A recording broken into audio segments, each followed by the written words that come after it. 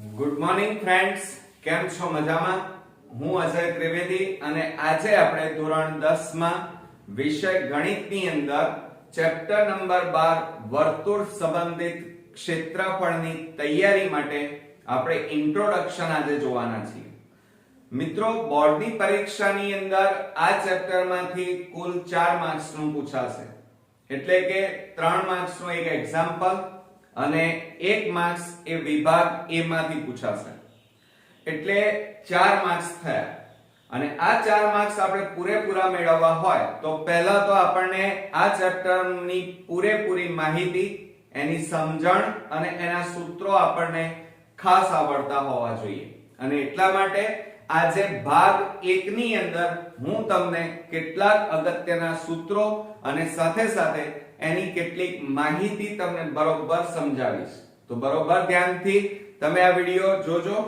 તો મિત્રો, પહેલા સૌપ્રથમ આપણે બે શબ્દથી પરિચિત થવાનું છે. એક છે પરિઘ અને બીજું છે ક્ષેત્રફળ. હવે જો અહીંયા પરિઘની વાત કરીએ તો પરિઘ એ જ એની પરિમિતિ કહેવાય. હવે આપણે બધા જાણીએ છીએ કે પરિઘ અને પરિમિતિ આ બંને શબ્દો આપણે નાનપણથી ભણતા આવ્યા છે. પરંતુ ખરા અર્થની અંદર આપણે વર્તુળની અહીંયા જ્યારે વાત કરીએ છીએ ત્યારે વર્તુળના પરિઘનું વ્યાખ્યા શું થાય? તો વર્તુળ પરની એક વખતની મુસાફરીથી, એટલે કે એક વખત આપણે એક જગ્યાએથી મુસાફરી શરૂ કરીએ અને પાછા મૂળ એની એ જ જગ્યાએ આવ્યા, એટલે કે મુસાફરીથી કપાતા અંતરને વર્તુળનો પરિઘ કહેવાય.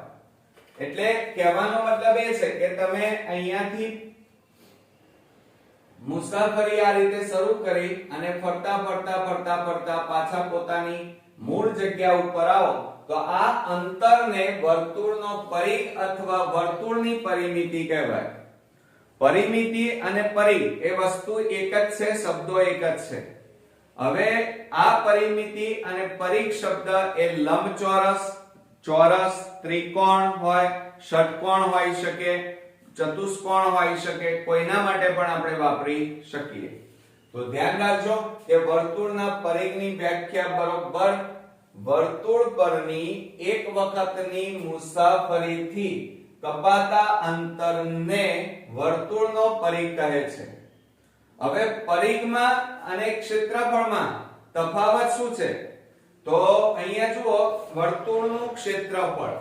તો વર્તુળ એ બંધ આકૃતિ છે. કેવી આકૃતિ છે? બંધ આકૃતિ. જુઓ છે. હવે વર્તુળ એ બંધ આકૃતિ છે. અહીંયા પણ જુઓ, આ પણ બંધ આકૃતિ કહેવાય. પણ આ બંધ આકૃતિથી ઘેરાયેલો જે પ્રદેશ છે, આ અંદરનો, જે મેં આ રીતે ગ્રીન કલરની લીટીઓ દોરી છે, એ ભાગને વર્તુળનું ક્ષેત્રફળ કહેવાય. દાખલા તરીકે ચોરસ જુઓ, આ રીતે આ ચોરસ, પછી લંબચોરસ, ત્રિકોણ, પછી ચતુષ્કોણ, આ બધી જ આકૃતિઓ મોટા ભાગે કેવી છે? બંધ આકૃતિઓ છે. બરોબર? તો વર્તુળ હોય ચાહે અન્ય કોઈ પણ આવી આકૃતિઓ હોય તો એ બંધ આકૃતિ કહેવાય. અને આ બંધ આકૃતિથી વચ્ચે ઘેરાયેલો જે પ્રદેશ હોય એને વર્તુળનું ક્ષેત્રફળ કહે છે. જુઓ, આ રીતે આપણને આપેલું હોય તો આ ઘેરાયેલો પ્રદેશ ના કહેવાય, આ ખુલ્લો પ્રદેશ કહેવાય. બરોબર? દાખલા તરીકે તમે જોયો હશે, બંધ ડબ્બો હોય તો એ ઘેરાયેલો પ્રદેશ કહેવાય. એની અંદર રહેલી હવા, બરોબર, આની અંદર રહેલી હવા એ બહાર ન નીકળે, બરોબર, તો એ ઘેરાયેલો પ્રદેશ કહેવાય. પરંતુ વાડકામાં રહેલી હવા એ તો બહાર નીકળી જાય તો એ ખુલ્લો પ્રદેશ કહેવાય. બરોબર? બીજી વાત એ કરીએ કે પરિઘ અને ક્ષેત્રફળમાં તફાવત શું છે? તો યાદ રાખજો કે પરિઘમાં હંમેશા r આવે અને ક્ષેત્રફળની અંદર હંમેશા r નો વર્ગ આવે. જુઓ કેવી રીતે? તો અહીંયા વર્તુળનો પરિઘ બરાબર સૂત્ર શું થશે? 2πr. જ્યારે અહીંયા વર્તુળનું ક્ષેત્રફળ એટલે એનું સૂત્ર શું થશે? πr². એટલે અહીંયા જુઓ, r નો વર્ગ આવે છે અને અહીંયા ત્રિજ્યા એકલી એટલે કે r આવે છે. r એટલે ત્રિજ્યા અને અહીંયા r² આવે છે. હવે આવું ક્યારે વાપરી શકાય? જ્યારે ત્રિજ્યા આપેલી હોય ત્યારે. પરંતુ જ્યારે રકમમાં આપણને ત્રિજ્યાની જગ્યાએ વ્યાસ આપેલો હોય ત્યારે હંમેશા આ રીતે પણ લખી શકાય, વર્તુળનો પરિઘ બરાબર એનું બીજું સૂત્ર થાય પાઈ ગુણ્યા ડી. ડી એટલે વ્યાસ. હવે જ્યારે રકમમાં વ્યાસ આપેલો હોય, ડી નું માપ આપેલું હોય ત્યારે આ સૂત્ર પણ વાપરી શકાય કે વર્તુળનો પરિઘ બરાબર પાઈ ગુણ્યા ડી. અને જો ક્ષેત્રફળ શોધવાનું હોય અને વ્યાસ આપેલો હોય તો વર્તુળનું ક્ષેત્રફળ બરાબર પાઈ ડી સ્ક્વેર છેદમાં 4. શું થાય? પાઈ ગુણ્યા ડી નો એટલે કે વ્યાસનો વર્ગ છેદમાં 4. એટલે આ રીતે આપણા કુલ 4 સૂત્રો તૈયાર થાય. બરોબર? બીજી વાત, આ બધામાં આપણે પાઈ જોઈ રહ્યા છીએ. હવે પાઈ ની કિંમત તો તમે જાણો છો એ પ્રમાણે 22/7 લેવાની અને કેટલીક વખત રકમમાં આપણને કેટલી આપેલી હોય છે? 3.14. જ્યારે આપેલી હોય તો વાંધો નહીં, ન આપેલી હોય ત્યારે 22/7 લેવાની. અને આ જે પાઈ ની કિંમત છે એ મિત્રો કેવી છે? અસમય સંખ્યા છે. યાદ રાખજો, કેવી છે? અસમય સંખ્યા. બરોબર? ત્યાર પછી અર્ધવર્તુળની વાત કરીએ તો તમે બધા જાણો છો કે સામાન્ય રીતે આપણે આ રીતે લીંબુ લઈએ, નારંગી લઈએ અને આને વચ્ચેથી આ રીતે કાપી નાખીએ તો બે અડધા સરખા બે અર્ધ ભાગો તૈયાર થાય અને આ બંને અર્ધ ભાગોને આપણે અર્ધવર્તુળ કહીએ છીએ. તો અર્ધવર્તુળની વ્યાખ્યા શું થાય? વર્તુળના કોઈ પણ વ્યાસ વર્તુળનું બે સમાન ભાગમાં વિભાજન કરે છે, આ દરેક ભાગને અર્ધવર્તુળ કહે છે. તો તમે જોઈ રહ્યા છો કે આ રીતે આમ કરીને આ વર્તુળ હતું, એને વચ્ચેથી કાપી નાખો તો આ બે સરખા ભાગ પડે. તો આ જે ભાગ છે એને શું કહેવાય? વ્યાસ કહેવાય. શું કહેવાય? વ્યાસ. એટલે AB અહીંયા વ્યાસ બતાવ્યો છે. આ AB અર્ધવર્તુળમાં AB કુલમાં એ અર્ધવર્તુળમાં વ્યાસ છે. જ્યારે OB અને OA આ બંને શું આપેલી છે? ત્રિજ્યાઓ આપેલી છે. શું છે? ત્રિજ્યાઓ. એટલે ધ્યાન રાખજો ફરીથી કે વર્તુળનો કોઈ પણ વ્યાસ એટલે આ વ્યાસ કહેવાય AB, વર્તુળને બે સમાન ભાગોમાં વિભાજન કરે છે, આ દરેક ભાગને અર્ધવર્તુળ કહે છે. હવે જો પરિમિતિ કીધી હોય, પરિમિતિમાં શું આવે? એક તો આ વ્યાસ આવે. બરોબર? વ્યાસમાં 1 અને 2 બે ત્રિજ્યાઓ હોય અને આ ભાગ ફરતો, એટલે એનું અર્ધવર્તુળની પરિમિતિ બરાબર સૂત્ર આવશે પાઈ r પ્લસ 2r. આ રીતે આવશે. અને જો અર્ધવર્તુળનું ક્ષેત્રફળ કીધું હોય તો વર્તુળનું ક્ષેત્રફળનું સૂત્ર શું હતું? પાઈ r સ્ક્વેર. અને અહીંયા અર્ધવર્તુળનું એટલે અડધું ક્ષેત્રફળ થાય એટલે 2 વડે ભાગવા પડે. એટલે અર્ધવર્તુળનું ક્ષેત્રફળ બરાબર 1/2 પાઈ r સ્ક્વેર. આમ લખો તોય ચાલે, અથવા પાઈ r સ્ક્વેર. આ કોનું સૂત્ર છે? વર્તુળનું. બરોબર? અને અર્ધવર્તુળનું કીધું હોય તો છેદમાં કેટલા લખવાના? 2. એટલે 2 વડે ભાગી નાખો એટલે અર્ધવર્તુળનું ક્ષેત્રફળ થઈ જાય. બરોબર? ત્યાર પછી વર્તુળનું ચતુર્થાંશની વાત કરીએ. વર્તુળનું ચતુર્થાંશ એટલે વર્તુળનો ચોથો ભાગ. દાખલા તરીકે તમે અહીંયા જુઓ, આ વર્તુળ લઈએ, આ શું લીધો? વ્યાસ. અને આ બીજો વ્યાસ. એટલે વર્તુળના કુલ કેટલા ટુકડા થયા? 4. બરોબર? 4 ચરણ થયા. 1 2 3 અને 4 ટુકડા. અને દરેક ટુકડો, દરેક વ્યાસ એકબીજાને કયા કાટખૂણે છેદે છે? આ રીતે. બરોબર? તો હવે ચતુર્થાંશ એટલે ચોથો ભાગ કહેવાય. તો આ રીતે આપણે ચોથો ભાગ જ અહીંયા રાખીએ, બાકીના 3 ભાગ આપણે કાઢી નાખીએ. તો 4 ભાગ તૈયાર, ચોથો ભાગ તૈયાર થયો આ રીતે. તો આ OA અને OB એ બંને શું છે ત્રિજ્યાઓ છે મિત્રો આ OA અને OB એ બંને ત્રિજ્યા કહેવાય અને O એ કેન્દ્ર છે વર્તુળનું તો વર્તુળના બે પરસ્પર લંબ હોય મેં હમણાં હાલ જ દોર્યું તમને કીધું વર્તુળ આ એક અને આ લંબ પરસ્પર લંબ હોય તેવા વ્યાસ દ્વારા વર્તુળનું 4 સમાન ભાગોમાં કેટલા ભાગોમાં 4 સમાન ભાગોમાં વિભાજન થાય છે આ રીતે 4 સરખા ટુકડાઓમાં વિભાજન થાય છે અને આ 4 ટુકડાઓને દરેક ટુકડાને વર્તુળનું શું કહેવાય છે ચતુર્થાંશ કહેવાય છે હવે વર્તુળના ચતુર્થાંશની પરિમિતિ એટલે આપણે આની પરિમિતિ શોધવી હોય તો ત્રિજ્યા કેટલી આવે 1 અને 2 બરોબર અને આ જે રાઉન્ડ વાળો ભાગ દેખાય છે એને ચાપ કહેવાય શું કહેવાય મિત્રો ચાપ તો વર્તુળના ચતુર્થાંશ એટલે ચોથા ભાગની પરિમિતિ બરાબર પાઈ r છેદમાં 2 વત્તા 2r યાદ રાખજો શું પાઈ r છેદમાં 2 વત્તા 2r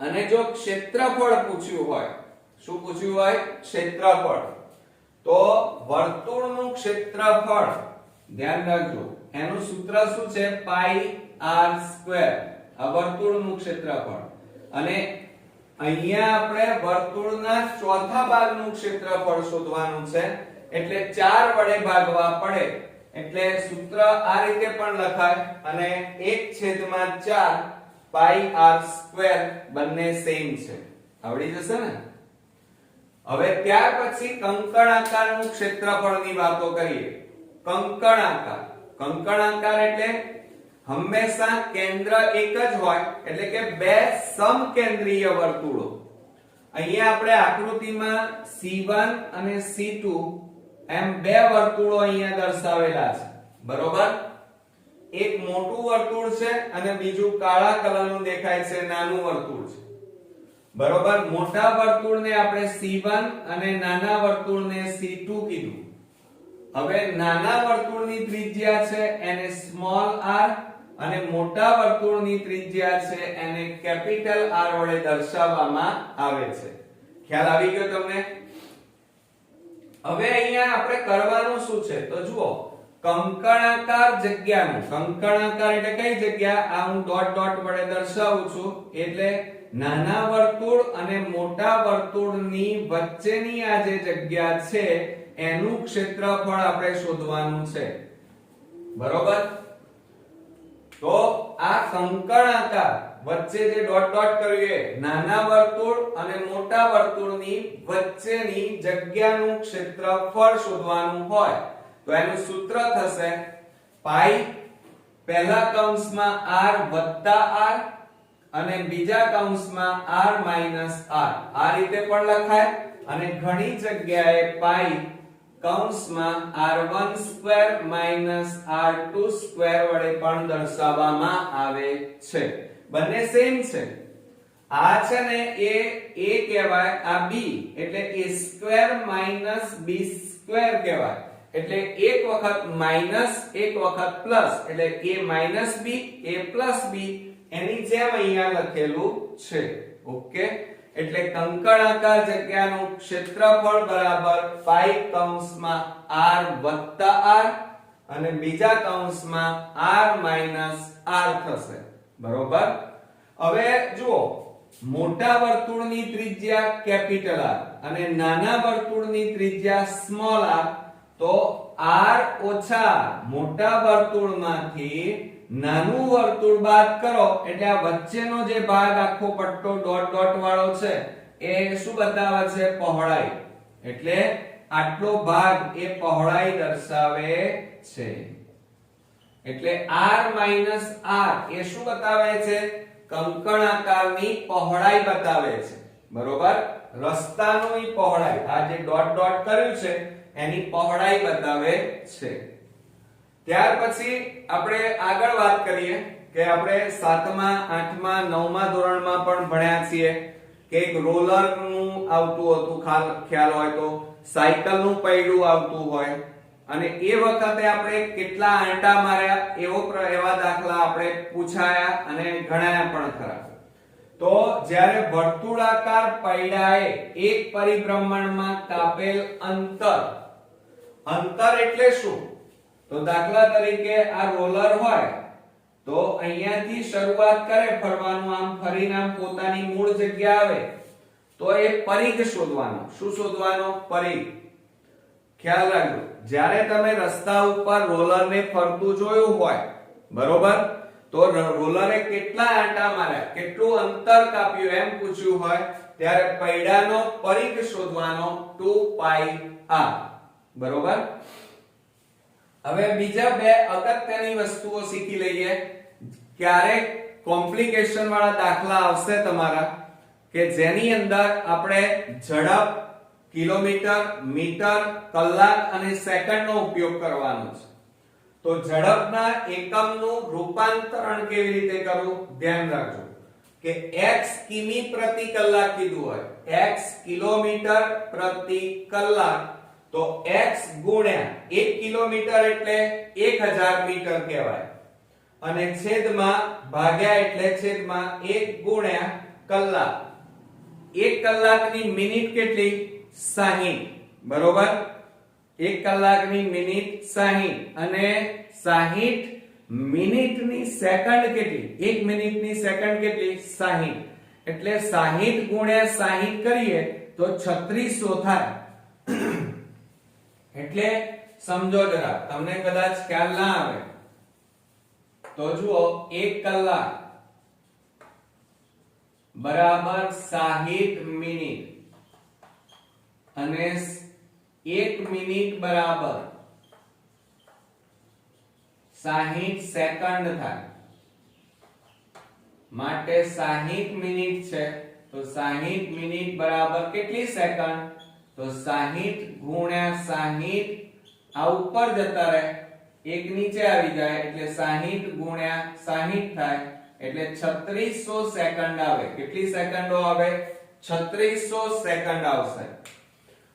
તો હવે જો અહીંયા બરોબર ધ્યાન રાખજો કેવી રીતે કર્યું, ખ્યાલ આવ્યો? કિલોમીટર ને મીટરમાં ફેરવ્યા, કલાક ને સેકન્ડમાં ફેરવ્યા. 1 કિલોમીટર એટલે 1000 મીટર અને કલાકને સેકન્ડમાં ફેરવો એટલે 3600 વડે ભાગવા પડે. હવે જુઓ, આ મીંડે ઉડી ગયા. બરોબર. 2 છેદ ઉડાડો, 2 18 દુ 36 અને 2 5 10. તો ઉપર કેટલા વધ્યા? 5x અને છેદમાં કેટલા વધ્યા? જુઓ, 2 5 10, 2 18 દુ 36. બરોબર.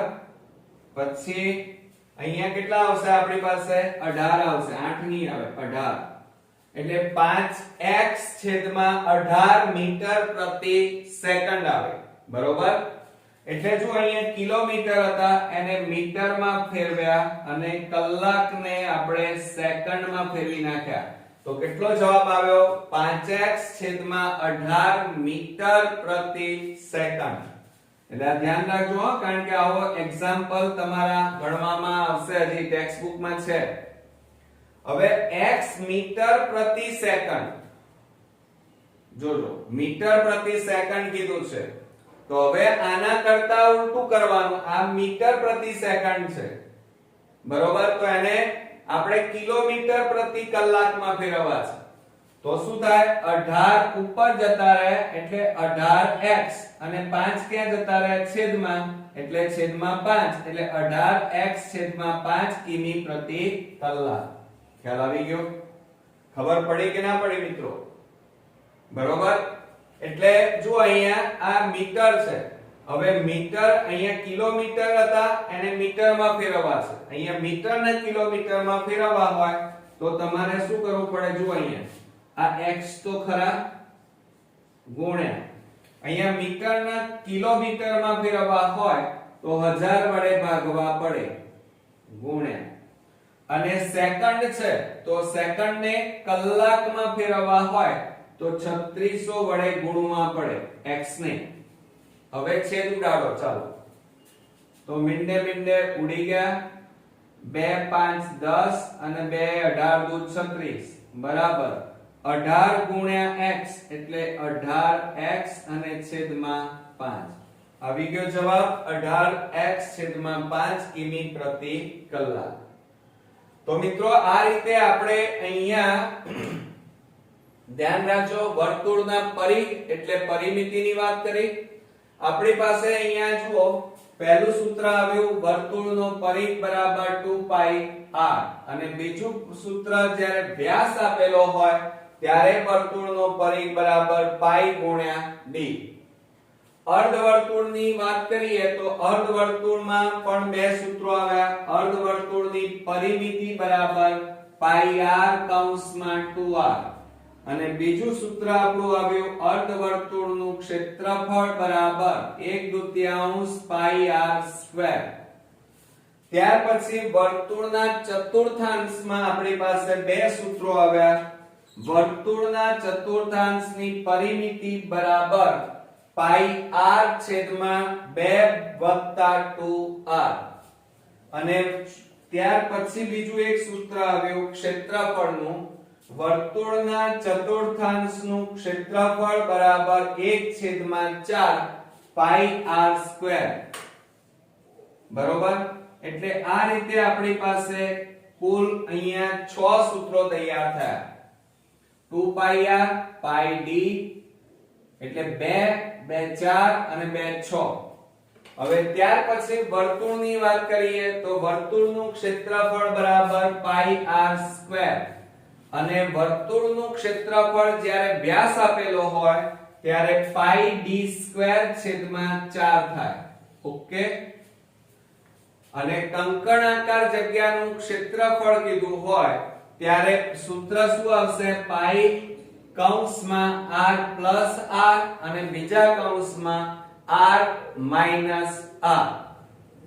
હવે r માઈનસ r એ શું બતાવે છે કંકણાકાર એટલે કે બે વર્તુળો વચ્ચેની જગ્યાનો પહોળાઈ બતાવે છે. શું બતાવે છે બે વર્તુળો અથવા કંકણાકાર જગ્યાની પહોળાઈ દર્શાવે છે. અને ત્યાર પછી પરિઘની વર્તુળ જ્યારે ફરતું હોય એને કાપેલા અંતર શોધવાનું હોય ત્યારે વર્તુળનો પરિઘ અથવા પૈડાનો પરિઘ બરાબર 2 pi r. હવે બીજી વાત કરીએ ફરીથી એકવાર ધ્યાન રાખજો x કિમી પ્રતિ કલાક આપેલું હોય. હવે કિલોમીટરને મીટરમાં ફેરવવા હોય ત્યારે 1000 વડે ગુણવા પડે અને કલાકને સેકન્ડમાં ફેરવવાના હોય તો 3600 વડે ભાગવા પડે. તો ભાગાકાર કરી છેદ ઉડાડો તો 5x છેદમાં 18 મીટર પ્રતિ સેકન્ડ આવે. હવે x મીટર પ્રતિ સેકન્ડ આપેલા હોય તો હંમેશા કેવી રીતે આવે મીટરને કિલોમીટરમાં ફેરવવાના હોય તો 1000 વડે ભાગવાના ધ્યાન રાખજો અને 3600 વડે ગુણવાના કારણ કે સેકન્ડને કલાકમાં ફેરવવાના છે અને મીટરને કિલોમીટરમાં ફેરવવાના છે. એટલે મીટરને કિલોમીટરમાં ફેરવવાના હોય તો 1000 વડે ભાગવાના અને સેકન્ડને કલાકમાં ફેરવવા 3600 વડે ગુણવાના અને છેદ ઉડાડીએ તો કેટલો જવાબ આવે 18x છેદમાં 5. ઓકે કિમી પ્રતિ કલાક. તો આ રીતે આપણા 1 2 3 4 5 6 7 8 9 અને 10 સૂત્રો ખૂબ જ અગત્યના આ પહેલા ભાગમાં આપણને મળ્યા. આ 10 સૂત્રો તમારે 10 થી 10 15 વાર લખી અને તૈયાર કરવાના છે. આ આખો વિડિયો તમારે ચોપડામાં નોટ ડાઉન કરી અને તૈયાર કરી નાખવાનો અને નેક્સ્ટ વિડિયોની અંદર પાછા બીજા અગત્યના સૂત્રો સાથે ફરી મળીએ. ત્યાં સુધી સૂત્રો ખાસ તૈયાર કરજો. ઓકે મિત્રો, તો ફરી મળીએ ત્યાં સુધી ગુડ નાઈટ મિત્રો.